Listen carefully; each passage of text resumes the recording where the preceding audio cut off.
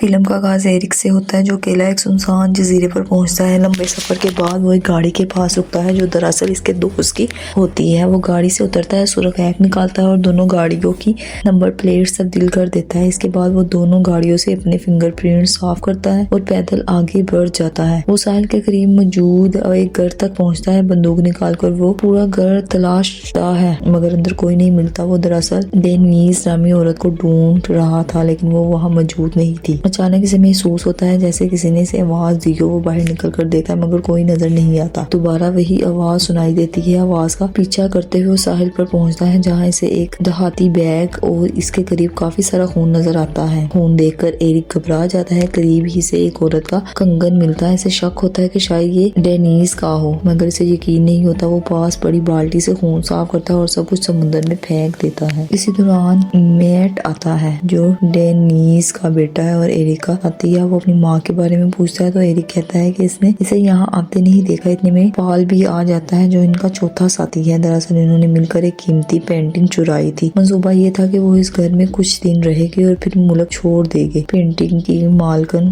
डेनीज थी जिसे सबसे पहले यहाँ पहुँचना था मगर वो गायब है। मैट और पाल को शक होता है कि शायद एरिक ने लालच में आकर डेनीज को मार दिया हो ताकि इसका हिस्सा बढ़ जाए। वो एरिक को ये बात नहीं बताते और कहते हैं कि एक दिन इंतजार करते हैं मगर वो ना आई तो चले जाएंगे। इसी दौरान एरिक इसके मोबाइल फोन सुरख बैग में डालकर समुद्र में फेंक देता है। अचानक समुद्र से एक अजीब और खौफनाक आवाज गूंजती है। आवाज इतनी पुरस्कार होती है कि तीनों पर जैसे सहर तारी हो जाती है। वो ज़ोंबी की तरह समुद्र की तरफ चल पड़ते हैं। जब इन्हें होश आता है तो इन्हें याद नहीं होता कि वो वहाँ क्यों गए थे। वो इसे थकन का असर समझकर सोने का फैसला करते हैं मगर मेट अपनी माँ के लिए परेशान रहता है। रात को पाल एरिक से सच पूछता है कि क्या इसने डेनीज को कत्ल किया है। एरिक इनकार करता है। इसी दौरान मैट नहाते हुए वही बाल्टी देखता है जो एरिक ने समुद्र में फेंकी थी। बाल्टी खून से बड़ी होती है और अंदर से अपनी माँ का कंगन मिलता है। वो शदीद गुस्से में आ जाता है और एरिक पर इल्जाम लगाता है। तीनों के दरमियान सख्त झगड़ा शुरू हो जाता है कि अचानक दरवाजे पर जोरदार दस्तक होती है। दरवाजा खोलने पर एक खूबसूरत लड़की जो कि खौफजदा थी मदद मांगती नजर आती है। एरिक और पॉल इसकी मदद को जाते हैं। साहिल पर इन्हें इसकी एक सहेली जख्मी हालत में मिलती है। एरिक इसे CPR देकर होश में लाता है और घर ले आता है। लड़कियां बताती है कि इन कश्ती हादसे का शिकार हुई और वो तैर कर यहाँ पहुंची। जब वो अपना नाम बताती है तो वो परियों जैसे नाम होते हैं जिस पर मर्द हैरान होते हैं। अपनी असल शनाख्त छुपाने के लिए वो झूठ बोलते हैं कि वो यहाँ बैचलर पार्टी मनाने आए हैं। लड़कियां फोन मांगती है मगर फोन तो समुद्र में फेंक के जा चुके होते हैं इसलिए वो कहते हैं कि इन्होंने पार्टी के लिए फोन ना लाने का असूल बनाया था। अगली सुबह तक रुकने का फैसला होता है। वक्त गुजारने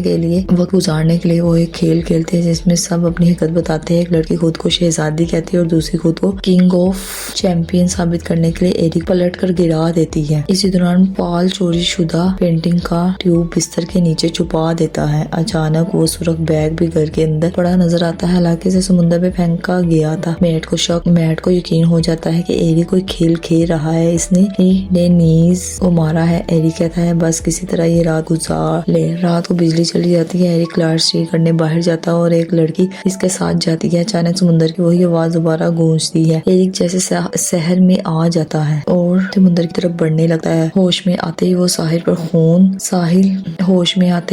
पर खून और इंसानी जिस्म के टुकड़े देखता है जिससे सब खौफजदा हो जाते हैं। लड़की एरिक पर बंदूक तान कर पूछती है कि इसने इसकी दोस्त के साथ क्या किया है। इसी दौरान मैट और एक लड़की गायब हो जाते हैं। आवाज दोबारा गूंजती है और वो बामुश्किल खुद को संभालते हैं। घर वापस आकर हालात मजीद खराब हो जाते हैं। एक लड़की एरिक पर हमला कर देती है और उसे चाकू मार देती है जिसमें एरिक बाहर निकलता है मगर अंधेरे में फिसल कर गिर जाता है। एक अनदेखी ताकत से समुद्र में खींच कर डुबो देती है। पाल ये सब देख लेता है। वो खुद को रस्सियों से बांध लेता है ताकि आवाज के जरिए से समुद्र की तरफ ना जाए। सुबह से याद आता है कि इसने पहले ही पुलिस को एरिक की इत्तला दे दी थी क्योंकि इसे इस पर शक था मगर अब वो खुद इस जाल में फंस चुका है। कुछ देर बाद वो तीनों लड़कियों को समुद्र के बीच गाते हुए देखता है। वो आवाज के सहन में आकर इनकी तरफ बढ़ता है और वो इसे पानी के अंदर खींच लेती है। आखिरकार हकीकत सामने आती है कि वो लड़कियां आम इंसान ही बल्कि जल परियां थी जो अपनी मशहूर कुन आवाज से लोगों को लबाती है और समुद्र में डुबो देती थी। आखिरी मंजर में एक जख्मी लड़की साहिल पर नजर आती है मगर अचानक एक अनदेखी ताकत इसे भी समुद्र में खींच लेती है। आखिर में दिखाया जाता है कि जो पेंटिंग इन्होंने चुराई थी वो दरअसल इन्हीं